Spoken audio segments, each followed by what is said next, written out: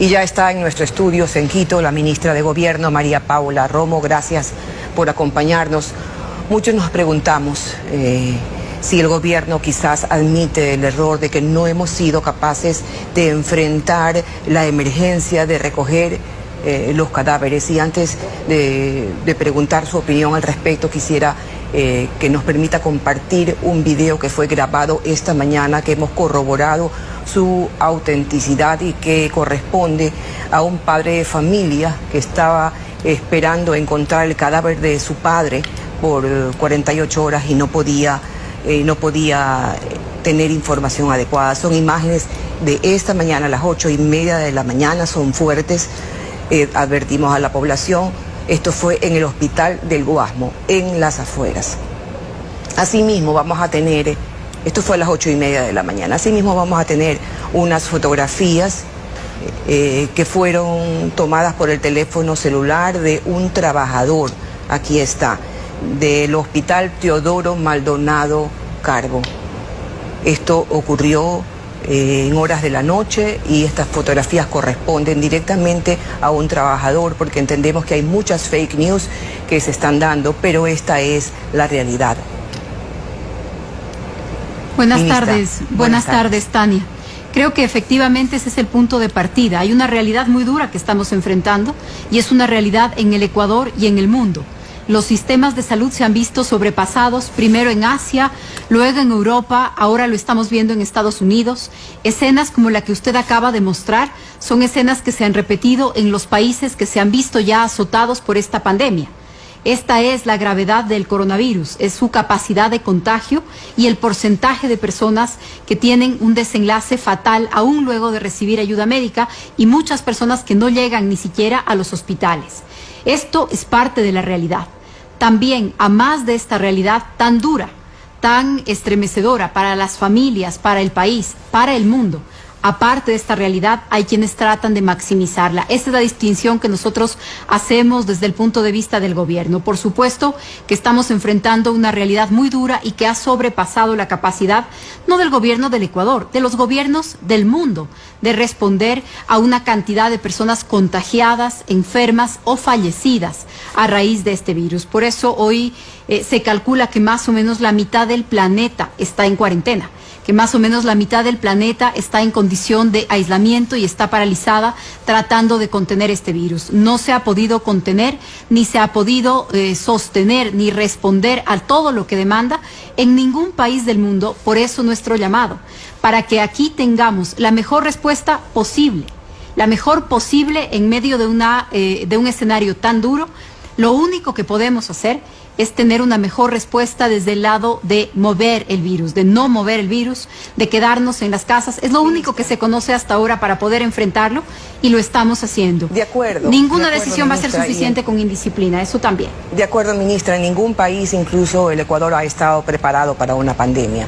Pero en la realidad nacional, ¿por qué, por ejemplo, el COE y usted no admitieron el pedido de un toque de queda total de 3 días en la provincia del Guayas? Hubiera servido, entre otras cosas, para que la fuerza de tarea se enfoque en acelerar el retiro de los cadáveres. Tania, en las decisiones sobre la restricción y sobre todo con el comportamiento de la población que estamos mirando, hay que ser muy cuidadosos. Hemos tomado varias decisiones para restringir, para endurecer las medidas y lo hemos hecho a lo largo de varias semanas. Siempre con precaución sobre la oportunidad y la manera de anunciarlos, porque cualquier anuncio que cause pánico puede tener un resultado más grave que lo que queremos evitar. Poco a poco, el COE y las autoridades vamos a tomar las decisiones que sean necesarias. Por ejemplo, en esta mañana... Por ejemplo, que no se descarta tomar esta decisión en cualquier momento. No se descarta esta decisión para ningún rincón del país. Ninguna decisión se descarta porque estamos valorando la gravedad de la situación y cuáles son las decisiones que se pueden tomar. Ninguna está descartada. Pero es lo que le decía, hay que tomar las decisiones con sentido de oportunidad y evitar el caos, el desorden, los rumores, porque esto no le hace bien al país y no nos ayuda a combatir la epidemia. ¿Qué es lo que hemos tomado como decisiones últimas? Y permítanme comentarles, a partir de la próxima semana, la restricción de vehículos particulares será todavía más estricta. Hasta el día de hoy, los vehículos pueden transitar según el número final de la placa, 2 días por semana cada vehículo. Desde la próxima semana solamente podrá transitarse 1 día por semana cada vehículo. No tendrá una persona o una placa 2 días de circulación. También aprovecho para aclarar algo. Aún con mi número de placa, la circulación no es libre, no. Lo que tenemos es una restricción total para movilizarnos. Todos tenemos que estar en la casa. Los permisos para salir de la casa son excepcionales. Y vamos a sancionar de manera también más estricta el mal uso del salvoconducto. Tener el salvoconducto no significa que ya puedo circular. Significa que voy a tener con qué verificar si es que les mentí a las autoridades. En el salvoconducto dice el motivo de salida de la casa. Si es que no es verificable, si no se puede comprobar que ese motivo existe, van a ser sancionados. La primera vez con una multa de $100. Tenemos más de 3,000 personas que han recibido ya una multa de $3,000, de $100. 3,000 personas, $100. Tenemos 50 reincidentes en todo el país, es decir, que ya han violado la restricción de circulación por segunda ocasión. Eso significa la multa de un salario básico unificado. La mayoría de estos casos se encuentran en Guayaquil. Vamos a ser cada vez más duros con las sanciones. El presidente Lenín Moreno en su última cadena nacional dijo: he dispuesto que, y abro comillas, usando todos los mecanismos posibles, se transparente la información. Algo que de alguna forma va con lo que usted ya ha hecho, es decir, dar información real, que no es lo mismo que información oficial. En esa información real, ¿cuál es, si es posible saber, la cifra verdadera de víctimas mortales? Claro que sí, Tania. Y esta disposición del presidente, y que ha sido nuestra política, no significa que no se han entregado cifras reales o cifras verdaderas, pero el reporte del COE solo es una parte de la realidad. El reporte del COE lo que nos dice es la cantidad de pruebas que se han hecho, la cantidad de personas que han resultado positivo en esas pruebas, y de ese universo reducido de personas, cuántas personas han fallecido, cuántas defunciones de ese universo. Perdón que le interrumpe, ministra, pero por ejemplo, perdón que le interrumpa, pero por ejemplo, la cifra oficial de hoy, 145 muertos. Sin embargo, las propias autoridades dicen que solo en Guayaquil están recogiendo 150 cadáveres por día. Y permítame, le doy el dato completo, Tania, porque lo que decía es, el COE lo que nos muestra es un pedazo de la realidad, no está minimizando la gravedad de esta pandemia. Al contrario, nosotros como gobierno lo que le estamos diciendo al país desde hace varias semanas es que esto es gravísimo, que esto cobra vidas, que esto es muy delicado. Nosotros no pretendemos minimizar la gravedad de las cosas, pero las cifras del COE son una parte de la realidad. ¿Cuál es otra parte de la realidad? La cantidad total de defunciones. ¿Cómo sabemos la cantidad total de defunciones? Por eso el presidente ha dicho, vamos a transparentar todas las cifras.